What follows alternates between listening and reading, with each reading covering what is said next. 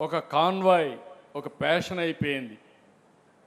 10 vehicles వెనకాల follow కావడం, security మీనింగ్ఫుల్గా ఉండాలి, అలాంటివన్నీ తగ్గించాలి.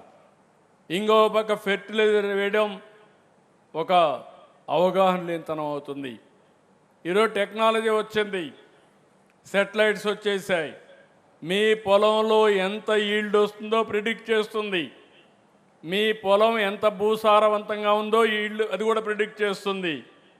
ఏ పంటకు ఎలాంటి మైక్రో న్యూట్రియంట్స్ వేయాలని చెప్పే పరిస్థితి వస్తూ ఉంది. అంటే ఇవన్నీ వచ్చినప్పుడు మనం ఫెర్టిలైజర్స్ వేయాల్సిన పని లేదు. యూరియా కన్జంప్షన్ తగ్గాలి. ఇంకో పక్క ఎన్నోసార్లు చెప్పాను, ప్రతి ఇంటి పైన సోలార్ పెట్టుకోండి. కరెంటు ఛార్జీలు కట్టే పరిస్థితి లేదు. పేదవాళ్ళందరికీ ఉచితంగా పెట్టిస్తాం. ప్రస్తుతం అయితే అందరికి కూడా 2 కిలోవాట్స్ వరకు 60,000 ఇస్తున్నాం. 3 కిలోవాట్స్ ఉంటే 78,000 ఇస్తున్నాం. ఎస్సీలకు ఎస్టీలకు ఉచితంగా ఇస్తున్నాం. బీసీలకి 20,000 అదనంగా ఇస్తున్నాం. మీరు ఇది పెట్టుకోగలిగితే శాశ్వతంగా కరెంటు ఛార్జీలు కట్టే పరిస్థితి లేదు.